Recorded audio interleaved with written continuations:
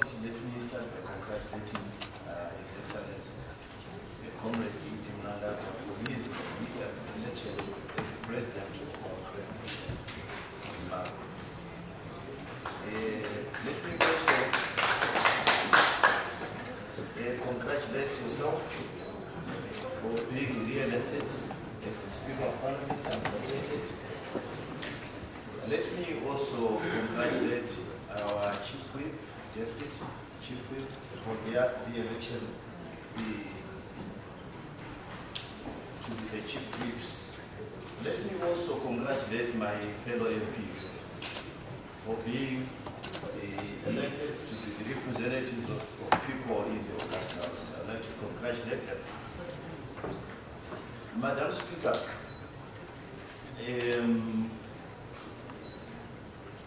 let me start by giving you a quote to summarize the speech of His Excellency. And it also defines the kind of a man he is. Let me give you a quote by one of the renowned business people, person in the world, Bill Gates. A quote, "Show me an organization with integrity, I will show you undisputed success." Close quote. What Bill Gates meant was integrity equals to success. The President, in his address, he expressed a lot of projects which were done by the Second Republic successfully in the 2 years. I don't want to say 4 years, because the other 2 years were under COVID and nothing was happening. To define this man as a man of integrity, let me show you undisputed success to the people of Zimbabwe, which he has achieved. I can start with the airport. There are so many projects which can take off. Is there anyone who can dispute that success? Our passport office, I've been there last week. It took me 5 minutes from the start of the process up to the end.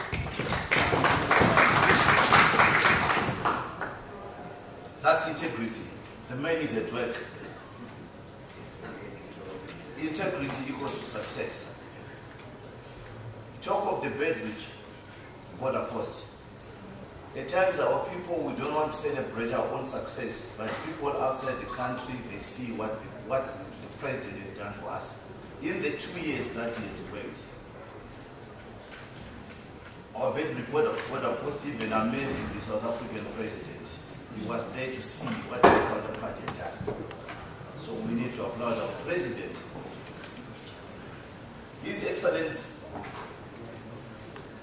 is so appetite, there's so much appetite for development. It would be unfair for us to go without pointing out one of the projects which he successfully completed, which is the Parliament House. If you go to that magnificent building, even the opposition guys, they were happy to be in that building. So when it's being done by a man of integrity, integrity equals to success. Show me a man of integrity. I'm putting in my own weight, and then I will show you the success that he has achieved for our great nation, for his people. Our President, in his speech, he spoke about various projects which he has done, and some of them which are near completion. To me, he calls himself a seventh leader, a seventh leader. But when I was looking at him and the work which he has done for our great nation, His Excellency is a transformational leader. He qualifies all the 4 I's for a transformational leader for what he has done for our country and for his people.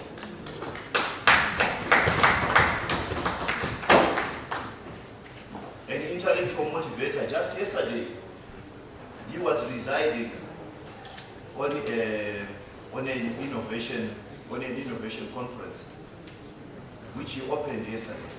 That's his appetite for innovation, which he qualifies in under one of the eyes of a transformational leader. It's what is happening in our economy, where there are a lot of uncertainties, but one can sit down and come up with a vision 2030. That's quite amazing to describe such a thing. I'm not being prophetic. I'm not surprised to find him coming up with the NTS2. He started from the TSP. He moved on to NTS1, which he is expecting to yield the results by 2025.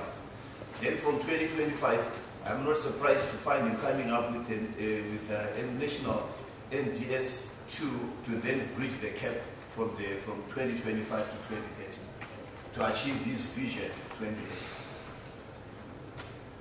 Madam Speaker, what the President spoke about, they are there for all of us to see. Let me tell you a story which made me feel so proud and sad at the same time.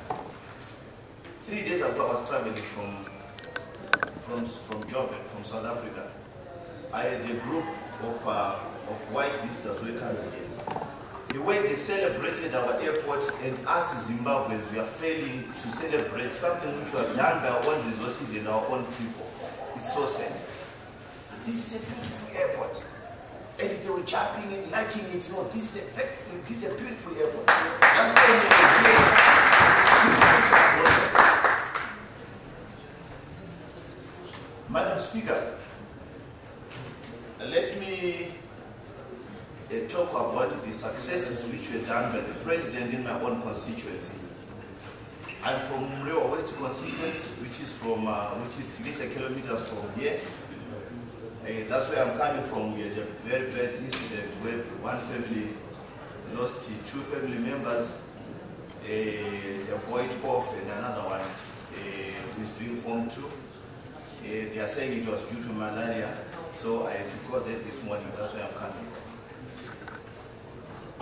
There are a lot of success projects which the President has done under the Second Republic. Madam Speaker, words are powerful. When the President was in the office, when he spoke about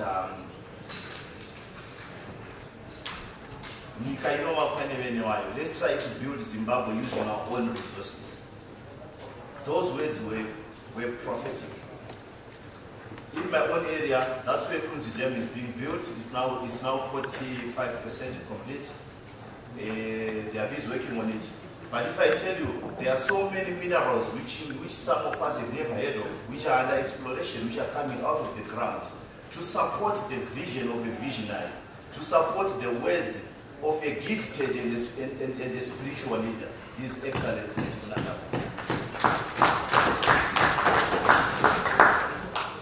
As we went around doing our business in my constituency, there are issues which I would want this Augusta House to take note of, which I hope, as we will be putting up the various policies, the various laws, we need to look at. I'm concerned about the issue of about the health issue of let me say the chronic disease issues in my own area, especially blood pressure. People are having problems to access the drugs. So my humble appeal to the August House is if we can come up with a policy where those who are 50 years and above, they will be able to access free medical aid, especially the blood pressure is causing havoc in our area. People are suffering, the old people. We have worked for this country tirelessly. So they may need to be looked at in as far as the blood pressure drugs are concerned. And I tell you, last month I went to UK. I'm very happy that people are now starting to realize the great work that has been done by the President. But they also spoke about the quick wins I spoke about, say, 10 people. 8 of them, they were talking about the chronic diseases like the blood pressure. We send our parents money to Zimbabwe, but they cannot get this, they cannot get the blood pressure drugs and what have you. So it's a problem which we also faced in our own constituencies as we were campaigning. So it's something that I would want to put forward. If it can be looked at so that we can, I know there's a law of free medical access to those who are 60 years and above. I'm of the suggestion, that or opinion, that if the age group can be brought down to 50 years, because our people are suffering. If we can start with blood pressure, I know there are so many chronic illnesses around, but if we can start with the blood pressure, it's a very big problem, which you find in almost every household. So that would be a quick win to complement what our president is doing to this coordination.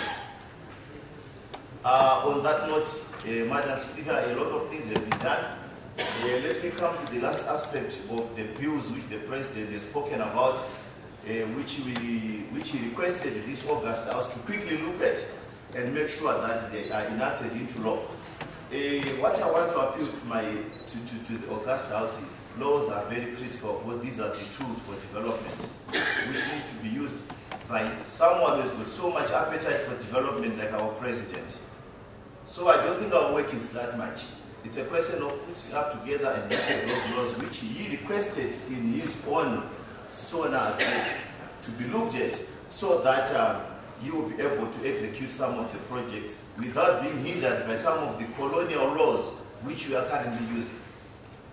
One of them, which I've got interest in, I've got 3 which I'm going to talk about, because there were so many. He spoke about 53 bills, and 5 of them, they already at a certain level of completion, which this House will be looking at.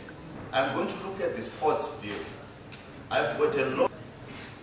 Madam Speaker, it's so sad that in our country we don't have a stadium to host matches. And in his speech, His Excellency, he emphasized the importance of sports, and one of them is health. One of them is health. So it's something that I would want my fellow honorables, when you're looking at these laws, to look at quickly and put it into law, so that we can have at least one international stadium. Sports is very important, because if people are involved in sports so much, they forget about other things which are happening. I can tell you at times we spend a day or a week discussing a match which was played in 1996, a sport which was played long back. So it's something that can occupy people's minds, and it can also bring in what we call health physically, and even the mental health when people are now involved in sport. So that's one bill which I was looking at. The next bill, His Excellency was spot on when he was talking about the SMEs bill. I'm working on a thesis on a model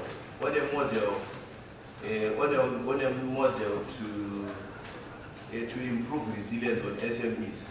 If we start from the law perspective, we'll now be able to have a model that can be used to make sure that our SMEs are like the current situation, whereby most SMEs, they only exist from 0 to 3 or 5 years, and they go under.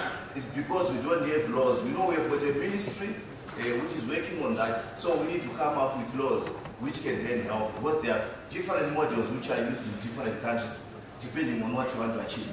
So it's one area which is very critical, because 80% of African industry is now hinged on SMEs, African economies.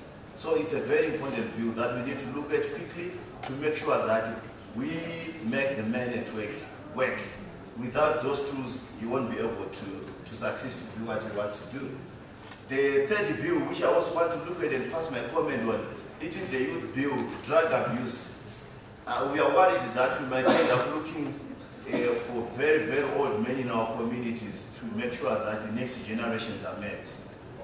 Our young generations are dying because of drugs, Madam Speaker.